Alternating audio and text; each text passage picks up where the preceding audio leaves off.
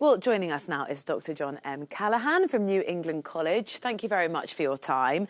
We just saw one of the sort of standout moments from the debate there, but for you, what else were those sort of highlights in a very fiery debate? Yeah, indeed. It was really the knives were out, and you could tell that some folks are a little more desperate than others, and everybody was really trying to just make their splash.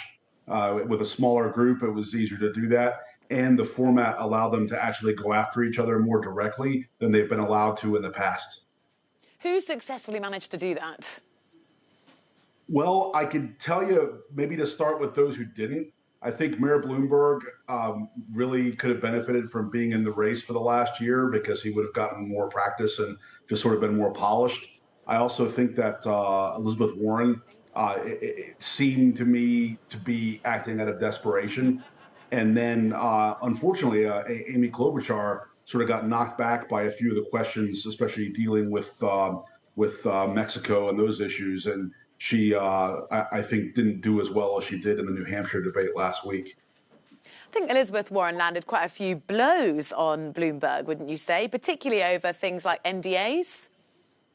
Yeah, unfortunately, it was really easy to do. And he took the blows, and I don't think his responses were what they could have been. And I'm not, defending anything, but he didn't either, though, and I think that was a big problem. For the viewer watching at home, how do you come away from watching it in terms of where the candidates stand in your mind?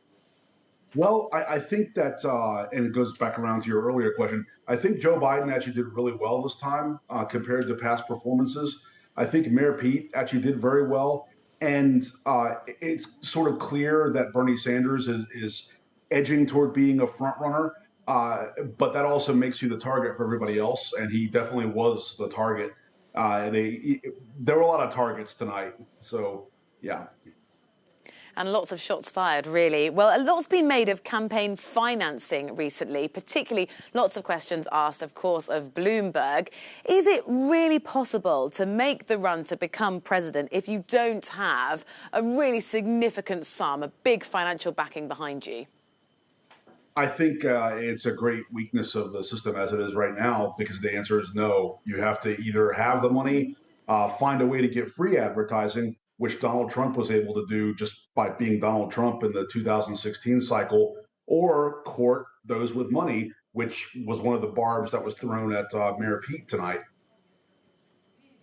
Thank you very much for just providing us with a little bit more analysis for those of us who didn't watch the debate through. Really appreciate your time. Dr. John M. Callahan from New England College.